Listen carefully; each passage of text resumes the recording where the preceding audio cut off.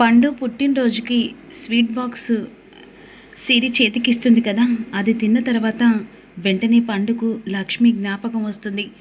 అచ్చు గుద్దినట్టుగా లక్ష్మమ్మ చేసినట్టుగా అనిపించింది స్వీటు అని వెంటనే విహారి దగ్గరకు వస్తాడు. విహారీ, ఎప్పటికైనా నువ్వు మాకు ఆప్తుడివ్వరా అని చెప్పేసి ఈ విధంగా విహారీ అంటూ ఉంటాడు. అప్పుడు వెంటనే విహారీ పండుకు నోట్లో లడ్డు పెడతాడు. బాబు, మీరు కూడా ఈ స్వీట్ తినండి బాబు అని చెప్పేసి విహారికి లక్ష్మి చేసిన స్వీట్ ఇస్తాడు. లక్ష్మి చేసిన స్వీట్ తిని విహారీ ఒక్కసారి షాక్ అయిపోతాడు. పాత జ్ఞాపకాలు మళ్ళీ వెనక్కి తిరిగి చూసినట్టుగా అనిపిస్తుంది. ఈ స్వీట్ ఎక్కడిదిరా అని అంటుండగా, సిరమ్మ వాళ్ళ ఫ్రెండ్ ఇచ్చిందట, తను పక్కనే కొత్తగా షాప్ పెట్టిందట. ఏంటి బాబు, తప్పుగా అననంటే, కోపంగా రానంటే, ఇది మన లక్ష్మమ్మ చేసినట్టుగా అనిపించట్లేదు. తను మాత్రమే ఇలా లడ్డూలు చుట్టగలదు, ఇంకెవ్వరికి ఈ లడ్డూలు ఇలా చేయడం రాదు బాబు అనే విధంగా అన్న తర్వాత, ఇంకొకసారి లక్ష్మి పేరు ఎత్తకురా అని చెప్పేసి కోపంగా వెళ్ళిపోతాడు. ఈలోపు విహారీ బయటికి వెళ్తూ నిజంగానే ఆ లడ్డూలు లక్ష్మి చేసినట్టుగా అనిపించింది. అంటే లక్ష్మి ఇక్కడ ఉందా? అయినా నా మనసేంటి, ఎప్పుడో నాన్ను కాదనుకొని నాకు విడాకులు ఇచ్చి వెళ్ళిపోయిన దాని గురించి నేనెందుకు ఆలోచించాలి అనే విధంగా విహారీ అనుకుంటూ ఉంటాడు. ఈలోపు వెంటనే లక్ష్మి అనుకున్నట్టు గోల్ రీచ్ అవుతూ ఉంటుంది. చాలామంది తన టిఫిన్ చేయడం, చాలా సంతోషంగా అందరూ కలిసి వచ్చి తినడం, చాలా బాగున్నాయమ్మా అని చెప్పేసి సిరిని పొగడడం, అలా అక్కడ ఒకరోజు కంటే ఒకరోజు అలా పెరుగుతూ ఉంటుంది.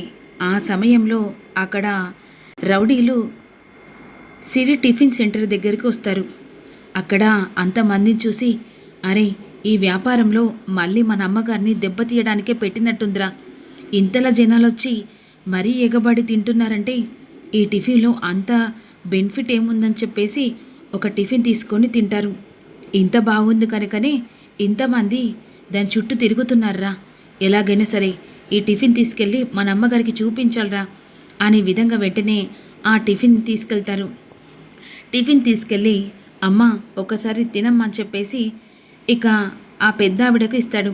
అప్పుడు వెంటనే ఏంట్రా ఒకసారి తినమ్మా అని చెప్పేసి ఆ టిఫిన్ చేతిలో పెట్టిన తర్వాత తిన్న తర్వాత, ఇది ఇంతలా బాగుందిరా, చాలా బాగా చేశారు, మన ఇంట్లోనేనా, మన టిఫినేనా?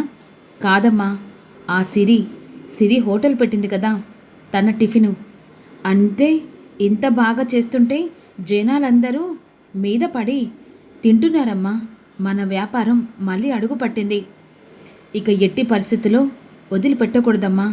ఆ రోజు ఆ వ్యాపారానికి అడ్డుపడితే ఈరోజు మళ్ళీ ఈ వ్యాపారానికి అడ్డుపడుతుంది. ఇక మనం ఇలాగే చూస్తూ ఉంటే మొత్తానికే లాస్ అవుతామమ్మా. నువ్వు ఏం చేయాలనుకుంటున్నావో ఇప్పుడు నిర్ణయం తీసుకో. ఏంట్రా నిర్ణయం తీసుకునేది?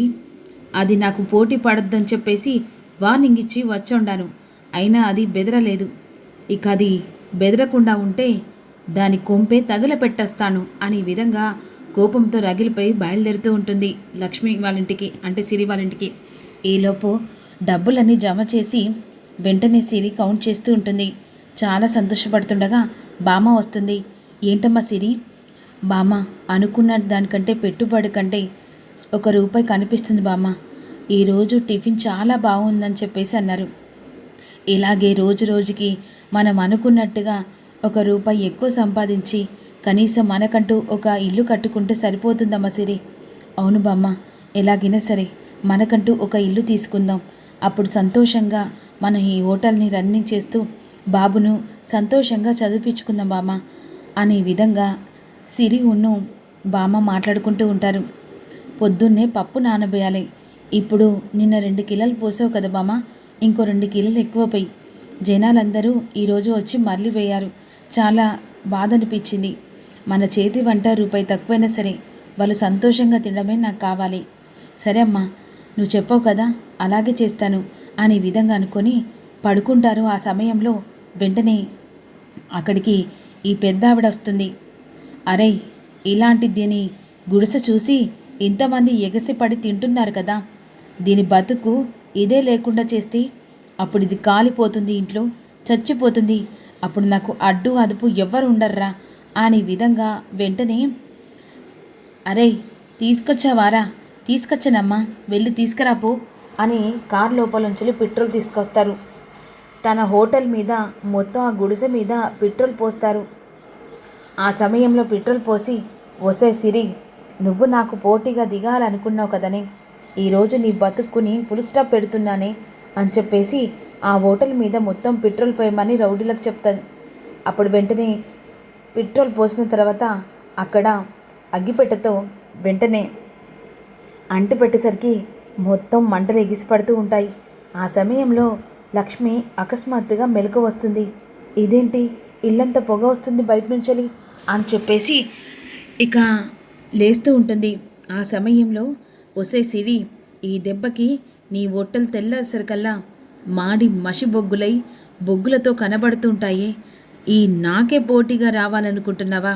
నేనంటే ఊరి జనాలకి ఉచ్చపోంచుకునేంత ఉంటుంది, కానీ నువ్వు నాకెదురు తిరిగి సమాధానం చెప్తే నీ బతుకు ఇలాగే మంటల్లో కలిసిపోతుంది అని విధంగా అనుకుంటూ ఉంటుంది. అక్కడి నుంచి పదరా, దీని పని అంతైపోయింది అని వెళ్ళిపోతుంది. ఈలోపు డోర్ తీసరికి ముంగటంతా కాలిపోతూ ఉంటుంది. ఇక గుండెలు బాదుకొని ఏడుస్తూ ఉంటుంది. అదే సమయానికి ఇక బామ్మ, పిల్లలు, బాబు అందరు కలిసి బయటకు వస్తారు. హోటల్ కాలిపోతుందని చెప్పేసి లక్ష్మి ఏడుస్తూ ఉంటుంది. ఇక లక్ష్మి ఏడుపులు ఆ దేవునికి వినిపిస్తూ ఉంటాయి. తెల్లారిసరికల్లా చుట్టుపక్కల వాళ్ళందరూ వస్తారు. అయ్యో, ఇది ఎవరు చేశారు? ఇదంతా అదే చేయవచ్చు, దానివల్లే కదా అని చెప్పేసి ఈ విధంగా చుట్టుపక్కల వాళ్ళు అనుకుంటూ ఉంటారు.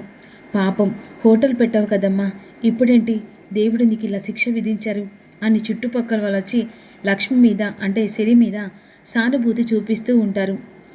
అయినా ఇలా బ్రతికిన కష్టం ఉన్నట్టుంది, అసలు ఇక్కడ ఉండడానికి కూడా భయం వేస్తుంది.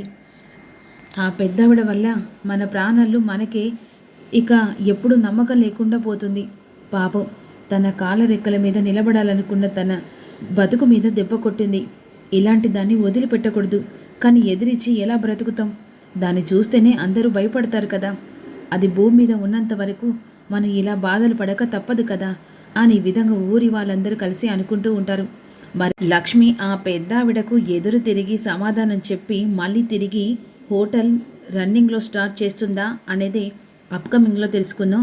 విహారీ లక్ష్మి గురించి తెలుసుకునే ప్రయత్నం చేస్తాడనేది కూడా అప్కమింగ్లో తెలుసుకుందాం. చాలామంది లైక్ మర్చిపోతున్నారండి.